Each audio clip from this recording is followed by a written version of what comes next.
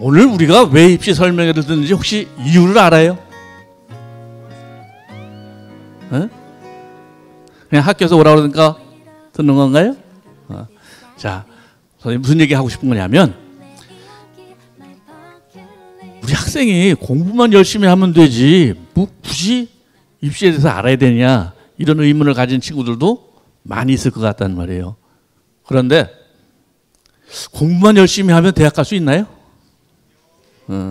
지금 입시는 그런 상황이 아니에요. 과거에 여러분 부모님 세대는 학생들은 오로지 학교에서 공부만 열심히 하면 됐어요.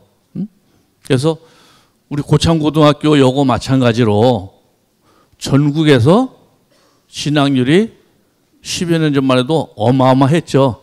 그렇죠? 읍에 있는 지역의 학교라고는 상상도 못할 만큼 여기가 진학률이 뛰어나고 서울에서조차도 고창고등학교 고창역으로 거기 대단한 명문 학교인데 이랬었거든. 물론 지금도 여전히 명문이지만 문제는 뭐가 달라졌어요? 입시율, 진학률이 과거에 비해서 달라질 수밖에 없죠. 왜 달라질 수밖에 없어요?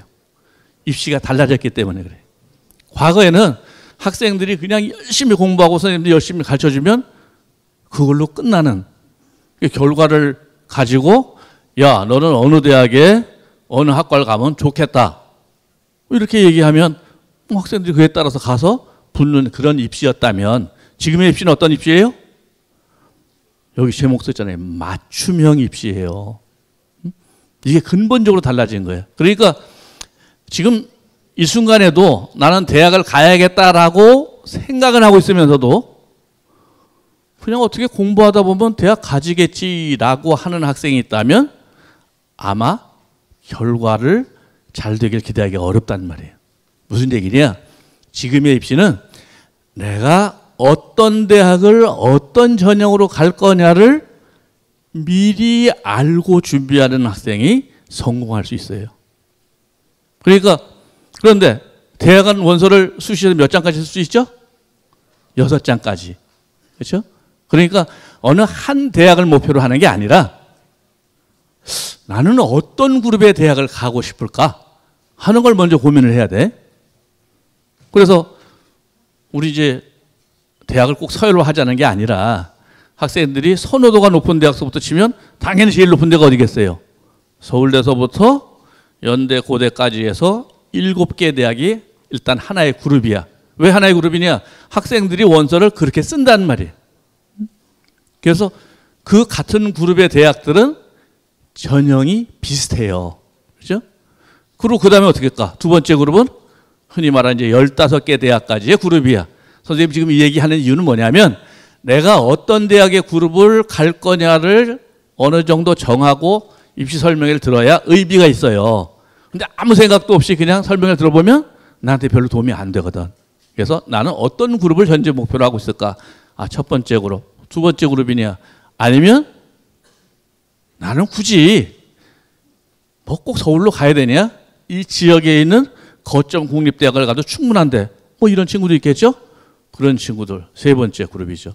아니면 나는 일반 대학 아니고 나는 꼭 의대나 치대, 한의대 이런 쪽 갈 거야. 그런 친구들 있죠? 그런 친구들은 서울에 가는 게 중요한 게 아니라 여튼 의대 가는 게 중요해. 그게 또 하나의 그룹이에요. 그죠? 아니에요. 나는 교대를 꼭 갈 거예요. 그럼 어떻게 해요? 교대가 우리나라에 10개 교대와 3군데 일반 대학에 초등교육과가 있어요. 그럼 또 그런 전형이 전혀 달라. 그러니까 내가 연고대를 현재 갈 수 있는데 실력은 나의 목표는 교대다 그러면 준비하는 방법이 달라야 돼요. 내 실력이 연고대니까 뭐 교대는 충분히 가겠다? 안 된다 그런 뜻이에요. 네? 실력이 연고대가 되는데도 불구하고 나는 교대를 실제로 목표로 하는데 교대를 준비를 전혀 안 하고 있어. 나중에 실패하게 돼요. 이래서 또는 나는 이과인데 과학기술 특성화대학을 가고 싶다. 전혀 입시가 또 다르거든. 그래서 여러분들이 오늘 왜 여기에 모였는가 하면 내가 어떤 대학을 갈 거냐 하는 목표를 가지고 그 대학은 어떤 전형을 준비해야 되는지 그런데 그 대학의 전형의 특성은 뭔지 이걸 알고 있어야 돼요. 그래서 준비하는 학생은 나중에 성공 가능성이 높지만 아무 의식 없이 뭐 어떻게 하다 보면 되겠지 뭐라고 하는 사람이 될 확률은 굉장히 적다는 거예요. 그래서 서울에서 이렇게 일부러 여기까지 내려와서 여러분들하고 지금 20설명회를 하고 있어요. 자, 선생님 얼굴이 훨씬 더 저산이 미남이죠? 저거 40만 원짜리 화장이에요. 자, 넘어갑니다. 오늘 여러분들이 당연히 선생님 지금 강의하는 내용 집에 가 다시 보고 싶다 그러면 EBSI에 가면 있다는 거 아시죠? 동영상 시청할 수 있어요. 파일로 받을 수도 있고. 그런데 오늘 선생님이 강의하는 저 파일을 좀 보고 싶다. 하나하나 좀 자세히 너무 빨리 넘겼기 때문에 자세히 보고 싶다 그러면 맨 밑에 선생님 별명이 뭘 것 같아요? 느낌 잡았어? 선생님 별명이 윤초시라는 사람이야. 네이버에 가서 윤초시 사랑방 하면 선생님이 운영하는 진학 카페가 나와요. 거기에 오늘 강의하는 PPT뿐만이 아니라 이거보다 더 많은 자료가 올라 있으니까 혹시 집에서 다시 한번 나는 좀 오늘 얘기를 정리하고 싶다 하는 사람은 여기서 확인을 했으면 되겠어요. 자, 바로 시작하겠습니다.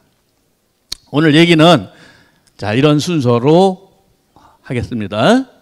자, 첫 번째 대학 입시 제도를 우리가 한번 생각해 봅시다. 대학 입시, 대학 가는 방법 몇 번 있죠? 그게 수시와 정시 있는 건 다 아는데 추가 모집 있는 것도 모르는 친구들이 많아. 실제로 2월 말이 되면 추가 모집이 한 번 더 있는데 거기에서 상당히 많은 서울권의 대학을 포함해서 추가 모집까지 있어요. 그래서 크게 3번의 기회가 있다는 거 아시고, 그 다음에 특히 이제 정시에서 더 그런데 내가 원서 석장을 썼는데 가나다군에 3장을 썼어. 그런데 2월 1일 날 합격자 발표하는데 몽땅 다 합격을 했어. 기분이 좋을까 나쁠까? 네? 최초 합격으로 내가 3군데 다 붙어버렸어. 기분이 좋을까 나쁠까요? 완전히 망가져야 되는 거야. 에? 망한 거야 그거는. 왜 망할까? 내가 최초 합격을 다 했다는 뜻은 내가 무조건 점수를 낮춰서 썼다는 뜻이거든. 그래서 하나 정도는 최초 합격을 하지만 2개 정도는 뭐 충원 합격 3차 정도에는 붙어서 아슬아슬하게 붙어야 내가 원서를 가장 잘 쓴 거거든. 그래서 이 충원 합격이라는 거를 여러분들이 고민을 해봐야 된다. 자, 대학 입시 복잡하다고 그래도 4+2 뭘까요? 수시에 대학이 전형을 만드는 숫자가 4개를 넘으면 안 된다는 뜻이에요. 그리고 정시는 2개를 넘으면 안 된다. 그러니까 결국 크게 6가지가 있는데 가장 많이 뽑는 학생부 교과전형서부터 종합 논술 굉장히 적은 것 같지만 논술도 굉장히 많은 거예요. 이런 식으로 구성이 되어 있다. 어떤 친구들은 선생님 저는요 내신이 이미 벌써 나빠서 수시는 틀렸어요. 그래서 저는 정시에 올인할 거예요. 이런 이상한 친구들이 있어. 그래서 너는 왜 내신이 나쁜데 그러면 제가요 평균 등급이 뭐 4.5등급뿐이 안 되거든요. 그게 내신 맞을까요? 아니에요. 대학에 여러분이 흔히 생각하는 내신이 이런 자료가 가는 거야. 그러면 여러분이 아는 것처럼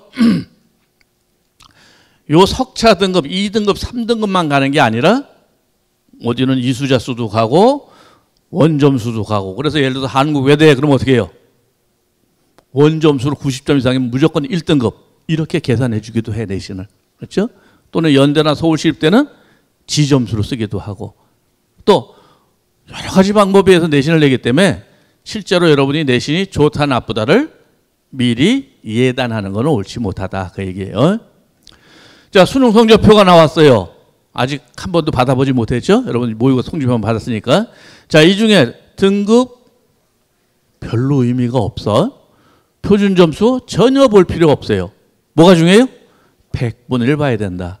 그러니까 여러분이 성적표를 모의고사 볼 때마다 항상 눈여겨보야 될 것은 뭐냐면 나의 100분위가 올라갔는지 떨어졌는지. 선생님 이번에 시험이 쉬워가지고 시험을 좀 잘 봤어요. 이런 건 없는 거예요. 거꾸로 지난번에는 4개 틀렸는데 이번엔 시험이 어려웠고 7개 틀렸어요. 아주 쫄딱 망했어요. 이런 거 없는 거야 고등학교는. 왜 그래요?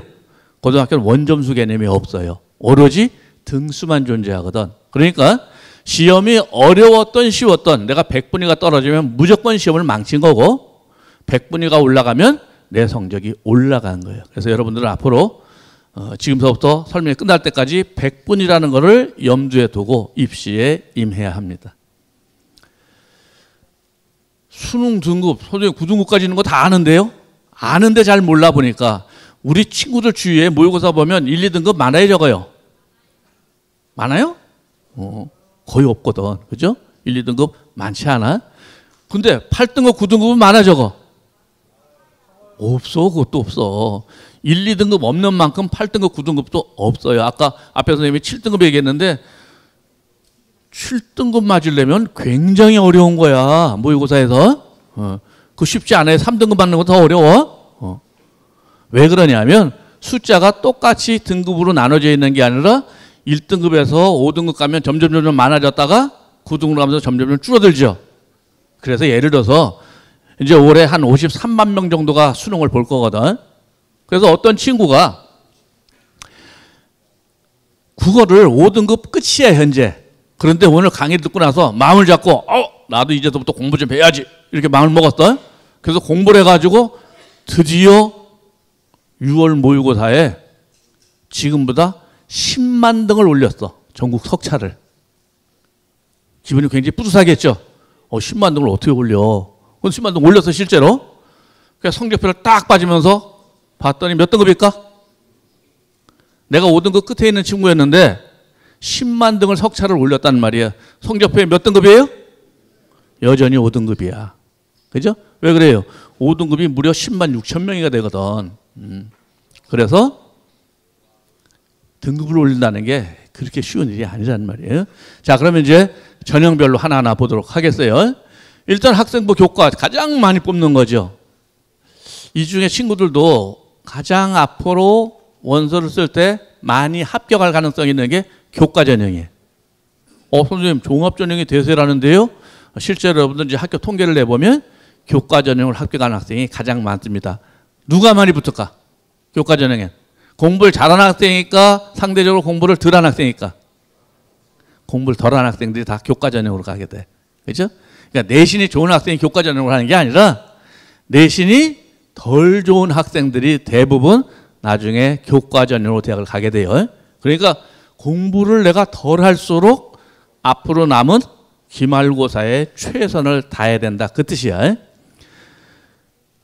자, 그리고 이제 교과 전형 안에는 또 적성 전형이라는 것도 있죠. 그런데 이거는 아직은 고민 안 해도 될 것 같아. 여러분들이 또 여러분 지역에 있는 학교들은 적성 전형인데 거의 없죠. 그래서 별로 고민은 아니지만 나는 지금까지 너무 공부를 안 했다. 그런데 4년 대학을 꼭 가고 싶다 하는 친구들은 아마 기말고사 딱 끝나자마자 도저히 안 되겠다 하면 그때 준비해도 수학을 조금만 한다면 어느 정도 교과서 수학 정도만 할 수 있다면 적성 전형을 그때서부터 준비해도 합격 가능성이 있어요. 그런데 많은 학생들이 아무 준비도 안 하고 적성 전형을 치르기 때문에 실제로 합격률은 굉장히 낮아요. 자, 종합 전형 너무 잘들 알죠. 그런데 여러분들이 아는 것 중에 제일 문제가 뭐냐면 여기 지금 과정 변화를 보고 싶다고 그래서 선생님도 세 군데 대학에서 실제 사정관을 하면서 여러분 서류 평가를 했었는데 친구들 중에 이런 질문하는 친구가 있어. 선생님, 제가요 봉사를 120시간 했고 학급 회장도 2번 했고요. 대신 등급은 2.1등급이고 상을 10개 받았고 뭐 자율 동아리 3개 했는데 저 학생부 종합 쓸 수 있나요? 이렇게 질문하는 것처럼 바보 질문은 없어요. 왜 바보 질문일까? 대학에서 이 결과를 보고 뽑는 게 아니거든. 그런데 여러분은 이런 결과를 가지고 쓸 수 있어요 없어요? 이렇게 질문하면 전혀 답변이 불가능해요. 그래서 이제 그런 것들을 조금 유의해야 되자. 뒤에 다시 설명할게요. 그 다음에 이제 논술 전형은 굉장히 적은 것 같은데 사실은 굉장히 많이 뽑는 전형이에요. 어디서 많이 뽑을까? 서울권 대학에서. 그러니까 전국적으로 보면 별로 숫자가 얼마 안 되는 것 같지만 나의 목표가 서울에 15개 대학 내지는 30개 대학을 목표로 하고 있다면 논술 전형을 빼고 입시 준비를 하는 것도 미련해요. 사실. 자, 그다음에 특기자 전형이 있죠. 특히 여러분이 관계되는 게 어학 특기자와 수학 과학 특기자. 이거는 한 학교에 보통 일반 고등학교도 몇 명씩 해당이 돼요. 그래서 있는 학생들 할 수 있습니다. 그다음에 이제 정시 수능 전형. 재수생이 얼마나 될까요? 수능 원서 쓰는 재수생이 N수생이라고 그러지 지금은? 지금은 재수가 아니라 3수, 4수생도 너무 많아서 통칭해서 우리가 N수생이라고 그래요. N수생이 수능 원서 쓰는 중에 한 몇 명 될까요? 한 14만 명 정도가 원서를 써. N수생이. 그럼 14만 명인데 저기 다 합쳐봐야 정시 사실 몇 명 안 되거든. 그렇죠? 그런데 N수생들이 쓸 수 있는 거는 논술 아니면 거의 정시야. 그러니까 선생님이 말하고 싶은 건 뭐냐면 나는 지금 내신도 별로 안 좋고요. 수시 준비 별로 안 돼서 지금서부터 수능에 올인해서 정시로 가겠습니다라고 얘기하는 건 좀 무리가 간다는 뜻이에요. 그래서 한 번쯤 고민해봐라. 그러니까 재학생은 수시에 최선을 다하고 안 되면 패자부활전으로 정시를 하는 거지 처음서부터 정시를 목표로 하는 거는 굉장히 미련하다. 지금 그런 얘기예요. 그러면 나는 학생부 종합준비도 전혀 안 됐고 교과전형도 의미가 없다. 그런데 모의고사는 꽤 나온다. 그러면 뭘 준비해야 될까 수시에? 방법은 딱 하나. 논술뿐이 없어요. 그렇죠? 선생님 논술 학원 없는데요? 논술 학원하고 관계 전혀 없습니다. 혼자 해도 되고 EBS에 논술 특강도 있고 여러 가지 프로그램들이 있죠. 그것만 활용해도 얼마든지 현재는 논술 준비가 가능해요. 그렇죠? 단 수능 모의고사 점수가 그래도 3등급 이내는 들어야 논술 전형이 의미가 있는 거지 모의고사 점수가 지금 안 나온다는 사람은 별로 논술에 관심 안 가지는 게 좋습니다. 자, 그럼 이제 대학별로 아까 얘기한 것처럼 어떤 전형으로 내가 대학을 갈까 하는 것을 한번 알아봅시다. 일단 전국적으로 보면 교과 전형이 제일 많다고 그랬어요. 그렇죠? 그리고 그다음에 종합 전형이 많고 수능이 많은데 이걸 조금 더 한번 나눠보기로 해. 어떻게? 종합 전형이 진짜 저렇게 많을까? 요 종합 전형 빨간색. 자, 선생님은 이제 앞으로 강의 끝날 때까지 색깔을 정해놓을 거예요. 빨간색으로 나온 거는 무조건 학생부 종합 전형을 얘기한 거고 파란색은 교과 전형, 노란 건 논술, 회색은 정시 전형을 표시하는 겁니다. 그래서 일관되게 할 거니까 그걸 알고 보세요. 그러면 자, 여기 빨간색 옆에 분홍색도 있단 말이에요. 이건 뭐냐면 특별 전형이야. 그러니까 특별 전형은 누가 해당돼요? 그런 게 전형에서 여러분도 해당이 되죠. 농어촌 학생이라든지 기초생활수급자라든지 또는 지역인재 이런 게 다 특별 전형이야. 그렇죠? 그래서 이 인원이 요 지금 분홍색으로 표시한 또는 요 흐린 파란색으로 칠한 부분이야. 그래서 여러분들에게는 굉장히 지금 기회가 많아요. 왜? 남들하고 똑같이 일반 전형으로 쓸 수 있는 대학도 있고 그거 다 되죠. 또 농어촌 전형으로 쓸 수도 있죠. 또 뭐도 돼요. 지역인재 전형으로 특히 의대를 뽑기 위해서 지역인재 전형이 만들어진 거예요. 그래서 지역인재도 활용할 수 있고 여러분들은 남들에 비해서 기회가 굉장히 지금 많은 거야. 그런데 그거를 모르고 그냥 무턱대고 입시 준비하는 사람들이 있거든. 그래서 나는 어떤 전형으로 가는 게 가장 합리적일까 하는 거를 고민하는 게 오늘 우리가 해야 될 일이에요. 자, 그러면 지역별로 한번 보겠어요. 여러분이 어느 지역에 있는 대학을 가려고 하냐. 일단 제일 먼저 생각할 건 서울권 아니면 전북 지역이겠죠. 그럼 이제 그걸 한번 보겠습니다. 그러면 저 하얀 막대가 전체 모집 인원인데 그중에 여기 교과 전형이야. 서울은 교과 전형 거의 없죠. 파란색이니까. 상대적으로 서울에서는 서울에 있는 대학은 교과 전형을 거의 안 뽑는구나. 그런데 대전 충남이라든지 여기 상당히 많아. 또 전북도 보세요. 전체적으로 16,000명 뽑는데 그중에 7,500명이니까 반을 교과 전형으로 뽑아. 그렇죠? 그러니까 이 지역에 있는 대학을 갈 학생들은 반은 최소한 교과 전형으로 갈 수밖에 없다는 뜻이죠. 그래서 내가 어느 지역 어느 대학을 가느냐에 따라서 준비할 전형이 달라지고 있다. 그런데 그냥 신문에 난 것만 보고 학생부 종합이 돼서래 무조건 종합 전형 그것도 아닌 거고. 그래서 자기가 목표로 하는 대학을 염두에 두고 보셔야 돼요. 그 다음에 이제 종합 전형. 서울 쪽은 굉장히 많은데 특히 전북은 3,000명도 안 돼요. 다 합쳐봐야. 그렇죠? 그다음에 이제 논술 전형. 서울하고 경북대, 부산대만 있구나 하는 것. 그다음에 이제 정시 이렇게 돼 있어요. 그런데 이제 수시만 한번 떼놓고 보겠어. 그러면 수시의 반 이상이 교과 전형이에요. 예? 그리고 종합 전형. 그런데 여러분들이 선생님 듣기는 이 고창 지역 학생들이 상당히 공부도 열심히 하고 서울 지역에 이왕 가려면 상위권 대학으로 가려고 노력한다 이런 얘기 선생님 듣고 왔거든. 그래서 15개 대학을 서울에 목표로 한다면 그림이 전혀 달라지죠. 어떻게 달라졌어요?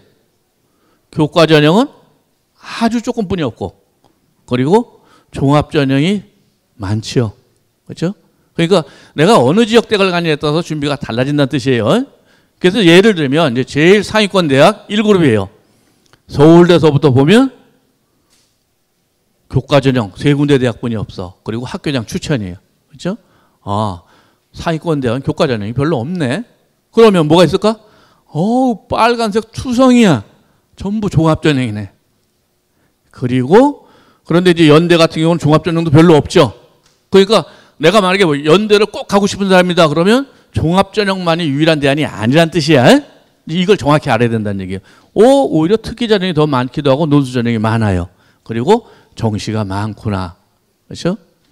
또 나는 15개 대학까지 서울로 가려면 가겠다 하는 친구라면 자, 이건 뭐 유명 인지도가 아니라 모집 인원 순서대로 지금 분류해 놓은 거예요. 그럼 이제 경기대는 수원에 있는 거랑 합쳐서 인원을 하기 때문에 가장 인원수가 많은데 여튼 교과 전형이 조금 늘었어. 그렇죠? 그리고 여전히 종합 전형이 많은데 그래도 전체의 반이 안 되죠. 아까 1그룹하고는 전혀 달라, 전형이. 그렇죠? 그리고 논술이 많고 정시가 아까보다 좀 많아졌어.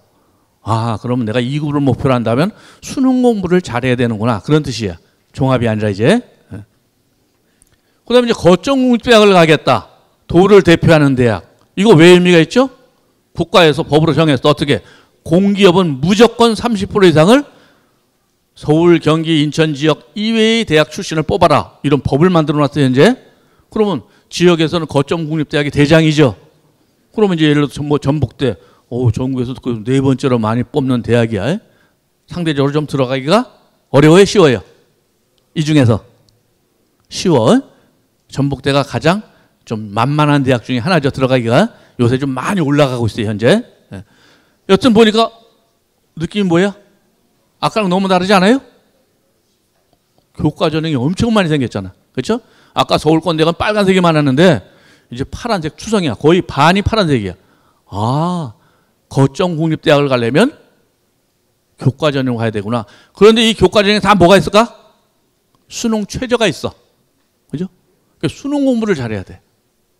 그래서 상대적으로 서울 쪽에 있는 대학보다 지역에 있는 대학을 가려면 상위권 대학을 가려면 수능 준비를 끝까지 잘하는 게 가장 중요해요. 그래서 아까 1교시에 이제 여러분들 수능을 어떻게 잘 볼까 하는 거를 강사 선생님이 쭉 설명해 주셨죠. 그리고 종합은 상대적으로 적어요. 빨간색 굉장히 적죠. 파란색은 특별 전형이야. 그리고 종합 논술 정시가 또 굉장히 많아. 그래서 여러분 잘 보면 거점국립대학은 교과 전형 수능 최저가 몽땅 다 있어요. 그런데 이 수능 최저는 어떻게 있을까? 학과별로 달라. 서울은 그냥 2등급 2개, 2등급 3개 그러면 모든 학과가 똑같은데 거점국립대학들은 대부분 학과별로 다 차이가 있죠.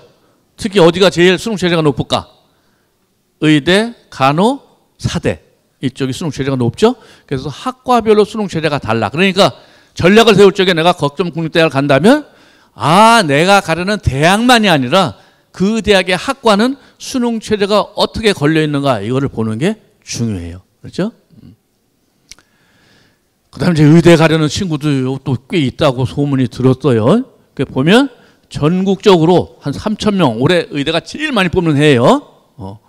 그런데 서울권 쪽은 주로 종합 전형으로 많이 뽑더라 하는 거고, 그다음에 이제 교대 가는 친구들, 요 대학들 자 교과 전형 거의 없죠. 이렇게 가려는 대학에 따라서 전형이 전혀 달라진다는 말이에요. 지금 여러분들 요거를 잘 오늘 알아야 돼요. 처음부터 얘기했지만 내가 가려는 대학이 도대체 어떤 전형을 뽑는지도 모르고 준비하는 것처럼 미련한 건 없는 거거든. 아, 교과 전형은 별로 없다. 그럼 뭐가 있을까? 아, 종합 전형이 많네. 그렇죠? 그리고 정시가 굉장히 많아.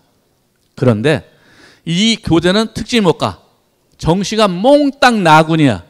그러면 수시에서는 내가 교대를 가려고 하는 학생이 6개 대학을 쓸 수도 있겠죠. 그죠?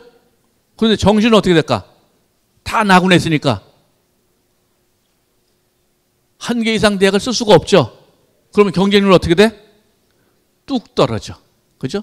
교대 가려는 친구는 교대만 가기 때문에. 그래서 교대 가려는 친구는 끝까지 수능을 물고 늘어지면 합격 가능성이 굉장히 높아진다. 그렇죠? 전략을 잘 세워야 돼. 그리고 아까 1교시 얘기한 것처럼 일반 대학은 어떻게 해요? 수능 최저를 맞추기 위해서 2개 2등급이다 그러면 2개의 과목을 전략적으로 쓸 필요가 있는데 교대는 어떤 특징이 있느냐? 4개가 다 25%씩 똑같아. 국수 영탐이. 그러니까 골고루 잘해야 되는 특징이 있어요. 그래서 입시 전략이 전혀 달라져야 된다는 뜻이에요. 또 서울에 있는 종합전형은 봉사 점수, 봉사 시간 이런 거 별로 관심 없어. 그런데 교대 중에 상당수는 봉사활동도 굉장히 중요한 의미를 가져요. 그러니까 결론은 뭐냐면 내가 가르는 대학에 따라서 핵심적으로 준비해야 될 내용이 다르기 때문에 지금쯤에는 여러분들이 어떤 대학을 갈지를 머릿속에 그리고 있는 것이 중요하다는 뜻이에요. 자, 그 다음에 이제 전형별 대비 방안 봅시다. 자, 교과 전형 수능 최저 있는 곳이 많을까 없는 곳이 많을까? 서울권 대학은 수능 최저가 있는 대학이 많아. 그리고 수능 최저 없는 대학은 상대적으로 적죠. 수능 최저가 없는 대학은 학교장 추천이 있거나 아니면 면접이 있는 경우가 많아요. 자, 그러면 교과 전형이 일단 뭐가 된다고? 내신이 돼야 되잖아. 그런데 내신이 나쁜 친구들의 특징이 뭘까? 여러분들 이미 시험을 쭉 봐와서 이제 한 번뿐이 안 남았죠, 시험이? 학교에서 시험 공부하라고 시간 주면 해, 안 해? 아이, 학교 애들 떠들고요. 집중도 안 되고 저 집에 가서 집중해서 할 거예요. 그러죠? 집에 가면 어떡하냐? 엄마가 TV 보고 옆에 가서 꼽사리 끼죠? 그 다음 뭐 나올까? 이 시간이 벌써 이렇게 많이 됐어? 야, 이거 졸리는데 이거 능률 안 오르죠? 뭐 나올까 다음에? 그 다음 뭘까? 이런 학생이 대체로 내신이 나쁜 친구들이지. 그러니까 어떻게 해요? 바로 하자는 거야, 바로. 그렇죠? 자, 넘어갑니다. 그 다음 종합전형 보겠어요. 자, 종합전형 얘기는 선생님 얘기를 조금 집중해서 들으세요. 자, 수능 최저 대부분 대학들이 있을까 없을까? 없어. 그렇죠? 수능 최저 있는 대학들은 여기 써 있는 전형이 대표적이고 거의 서울대 일반 전형서부터 연대서부터 고대만 유일하게 몽땅 수능 최저가 있고 올해까지 내년서부터는 여튼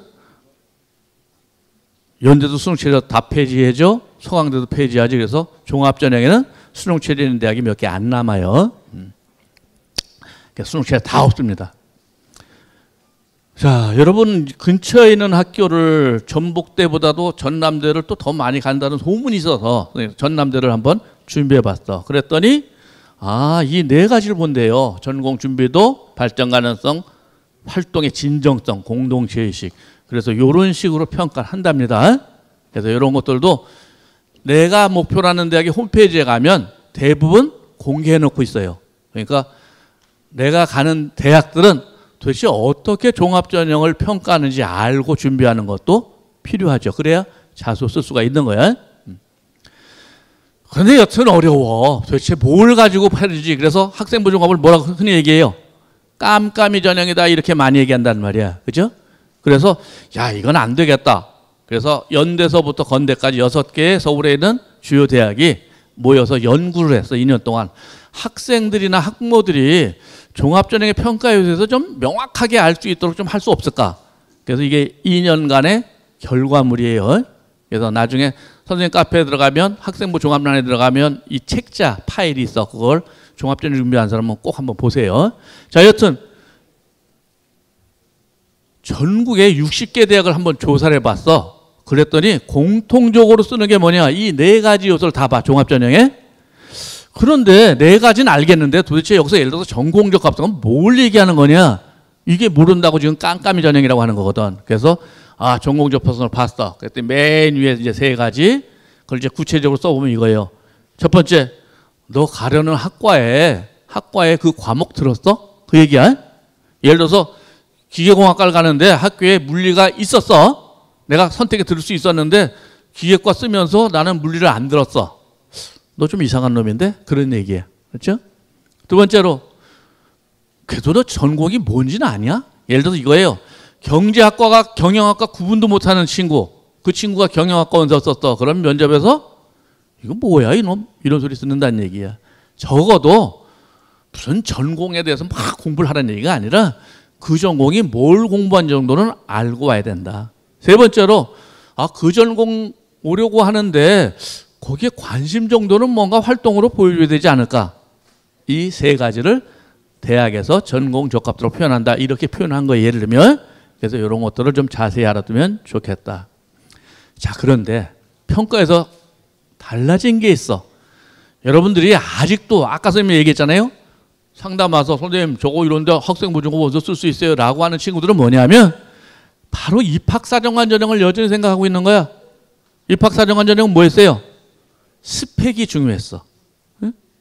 학업도 중요하지만 스펙이 얼마나 훌륭하냐. 바로 결과를 보고 뽑았다는 거야. 그런데 지금은 입학사정관 전형이 아니라 뭐라고 그러죠? 학생부 종합전형이라고 그래. 이건 다른 거예요. 교과 성적도 물론 보고 교과의 활동도 보지만 뭘 보고 싶을까? 주로? 핵심이 뭘까? 자, 여러분들 학생부 종합을 쓴다고 하면서 여전히 교과의 활동, 뭐 자율동아리 하고요, 뭐 하고 이래서 가겠다는 놈은 미련한 거야. 핵심이 뭘까 이제? 답이 뭐야? 교과 활동이야. 교과의 활동이 아니라 수업 시간에 네가 뭘 했느냐 그거야 지금. 그런데 아직도 학생부 종합을 준비를 하는 친구들 중에 많은 친구들은 수업 시간에 딴짓하고 가만히 얌전히 있다가 수업 끝나면 뭐 저 동아리 할 거고요, 봉사할 거고요 이를 쫓아다니는 미련한 친구들이 많단 말이에요. 그러니까 다 떨어지는 거예요 나중에. 선생님 저 이렇게 많이 떨어졌어요. 당연히 떨어지지. 그렇게 뽑겠다고 하는 게 아닌데 누가? 서울에 있는 주요 대학이. 이건 선생님 왜 뒤에 단서 달았는지 알아요? 지역에 있는 대학마다 종합전형을 뽑는 방법이 또 달라. 아세요? 그래서 아까 계속 그룹 쪄주는 거야. 그래서 지금 선생님이 얘기하는 학생부 종합은 서울권의 15개 대학을 중심으로 하는 종합전형을 얘기하는 거지 전국의 모든 대학이 그렇게 뽑는다는 건 아니에요. 이건 잘 유의해야 돼. 그래서 지역으로 내려올수록 결과를 보는 대학도 많이 있어. 그런데 서울권으로 갔을 때는 결과가 아니라 과정이고 특히 수업 시간에 여러분이 어떤 활동을 했냐가 포인트가 된다. 그 수업 시간에 여러분들이 하는 활동을 누가 적어줘요? 교과 담임 선생님들이. 그게 뭐야? 교과 세부능력 특기사항이야. 그래서 이게 핵심이 된 거야. 그래서 학생부 종합전형은 밖에 나가서 활동한 게 핵심이 아니라 수업 시간에 뭘 어떻게 했느냐가 핵심이 된다. 알았죠? 지금이라도 종합전형 준비하는데 학생부 보니까 나는 교과 세특에 별 내용이 없다. 그럼 어떻게 돼? 선생님께서 잘 써달라고 졸르라는 얘기가 아니라 뭘 해야 될까? 내가 수업 시간에 움직여야 돼. 질문도 하고 답변도 하고 발표도 하고 내가 하지 않고 선생님한테 기대하는 거는 바보짓이야. 그렇죠? 그래서 교과 활동이 핵심이라는 거. 그런데 요거를 아직도 많은 학생들이 모르고 있는 것 같아요. 그 다음에 이제 활동을 하더라도 어떻게 될까요? 이건 많이들 얘기하는 거죠. 동기와 과정과 결과가 있어야 되는데 동기는 뭐야? 진짜 호기심이죠. 이렇게 쓰는 학생부 제일 미련해. 너 왜 의대 가려고 자소 썼더니 우리 할아버지가 중병이 들고 그래서 아프신데 내가 그걸 참 고쳐보려는 생각으로 의대를 지원합니다. 이런 자소도 참 미련한 거야. 대학은 공부하는 학생을 뽑는 거지 뭐 활동 많고 이런 학생 뽑는 게 아니죠. 그래서 누가 도대체 뭔 호기심을 가지고 그 활동을 했냐가 중요한 거예요. 예? 뭘 얻고 싶어서, 뭘 알고 싶어서. 그런데 그 과정에서 뭐가 필요해요? 내가 중요해, 내가. 학교에서 창제 시간에 하고, 그래서 우리가 국악당에 와가지고 입설명에 들었고, 그게 뭐가 중요해? 그게 아니라 그 안에서 내가 뭘 배우고 뭘 느꼈냐. 나의 얘기가 중요한데, 여러분 자수 보면 별로 나의 얘기들이 없어. 그래서 이제 이게 핵심이고, 두 번째, 내 스스로 했느냐, 그렇죠? 끌려다니면서 했느냐, 스스로 했느냐.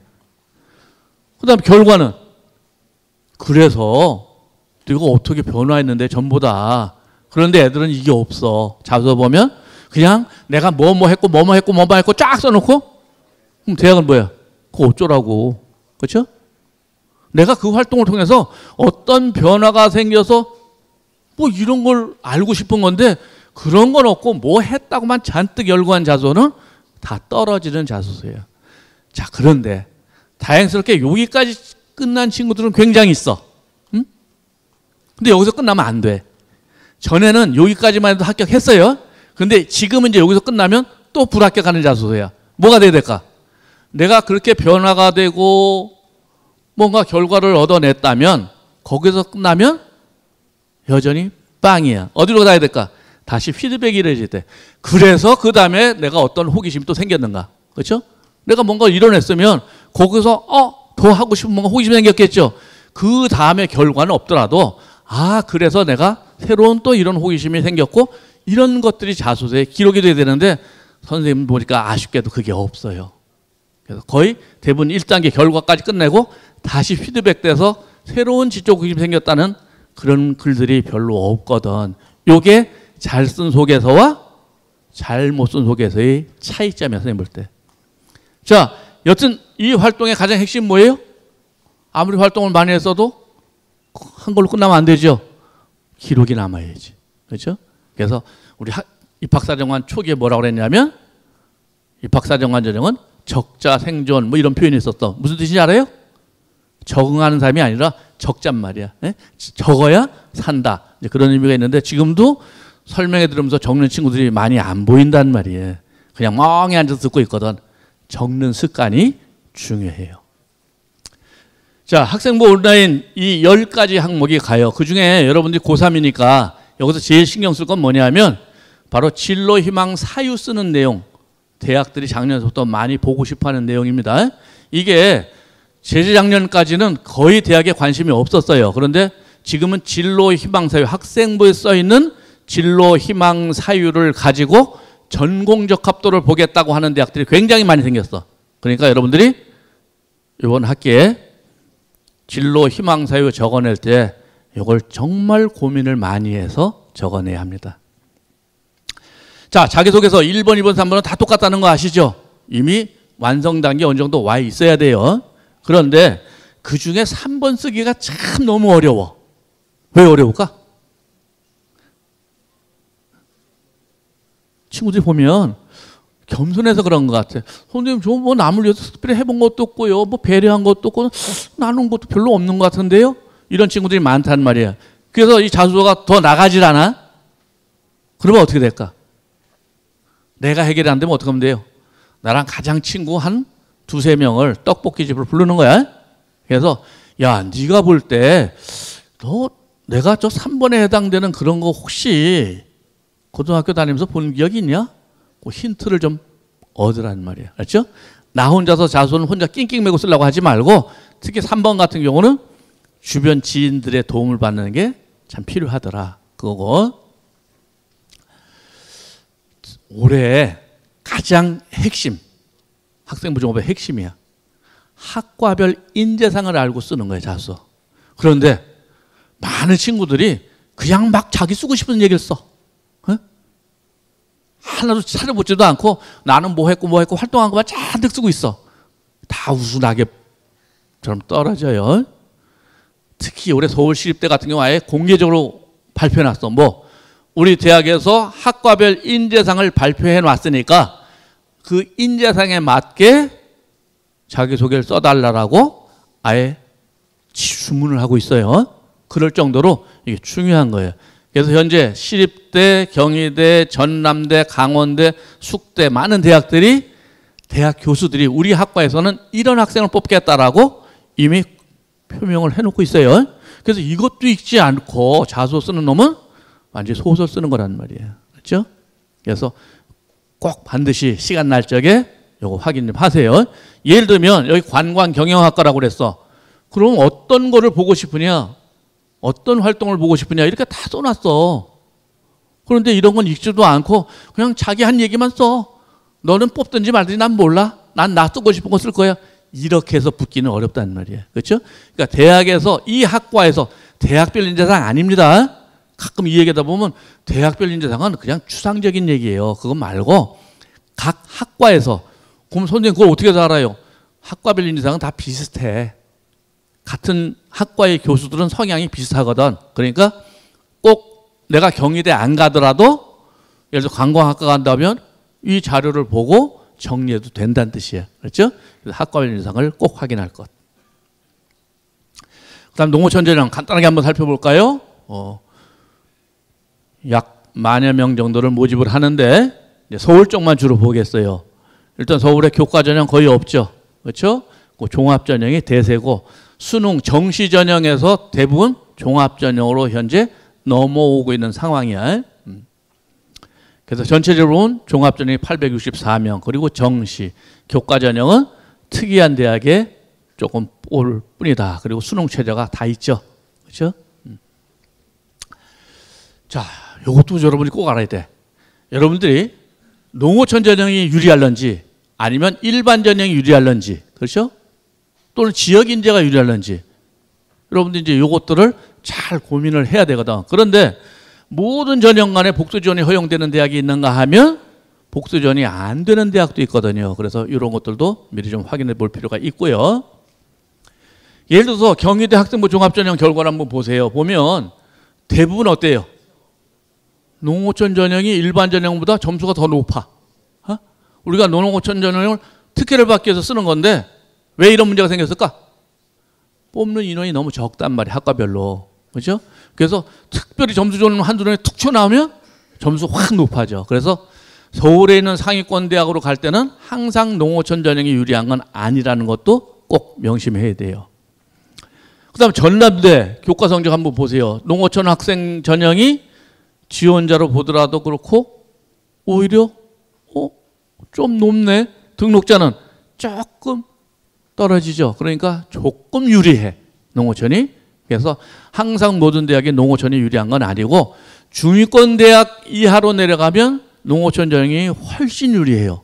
유리한 정도가. 그러나 상위권 대학으로 가면 어떤 것이 유리할지는 꼭 고민을 해야 된다.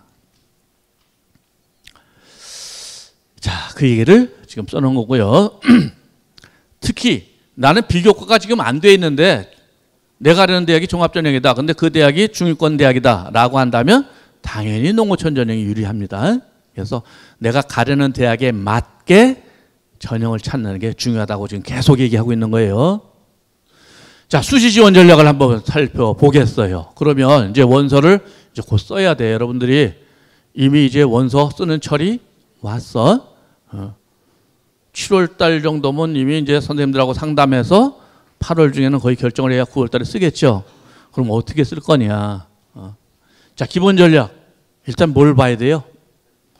수시라고 그래서 눈높이를 무조건 높게 가지면 안 된다는 뜻이야. 그런데 여러분 친구들이 대부분 보면 선생님이 꽤 여러 고등학교들을 분석을 해보면 수시 원서를 택도 없이 쓰는 친구들이 많거든. 그런데 정시에는 수시에서 훨씬 나은 대학을 갈 수 있음에 불구하고 정시에 가긴 가는데 너무 못한 대학으로 가는 친구들이 많아요. 그래서 기본적으로 한선을 먼저 정해야 돼. 뭘 가지고? 6월, 9월 모평을 가지고. 선생님 3월, 4월, 7월 학평은요? 그거는 재학생만 보고 볼 때 의미가 별로 없죠. 특히 이과들은 뭐가 문제가 생길까? 탐구 성적이 형편없이 떨어져 나중에.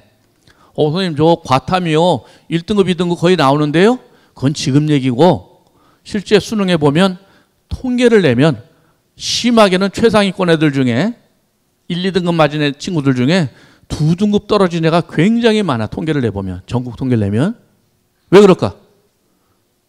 N수생이 엄청 많이 들어오면 N수생이 재학생보다 가장 유리한 과목은 탐구예요.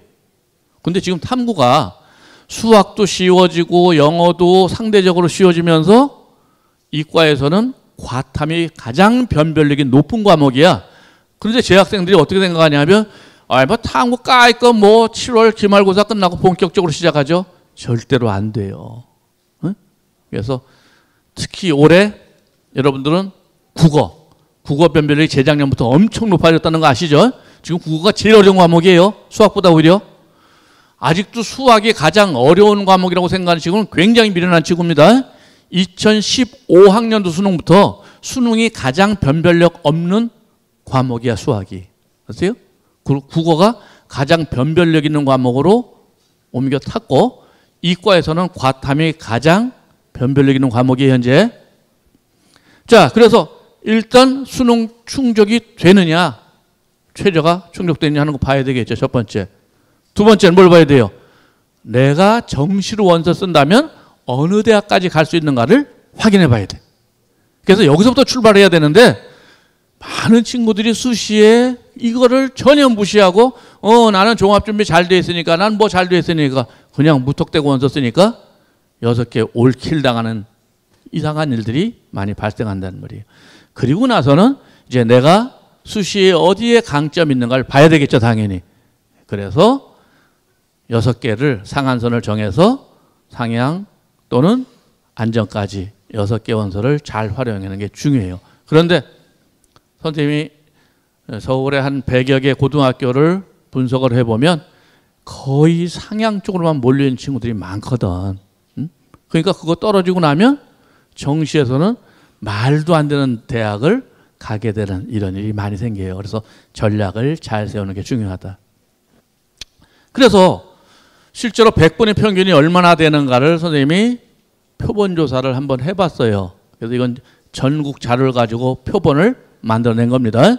그래서 처음에 선생님이 어떻게 자료를 만들었냐면 평균을 가지고 쭉 만들었는데 학과별로 차이가 너무 심해서 선생님이 이제 범위로 정해봤어요. 그런데 가만히 잘 보세요.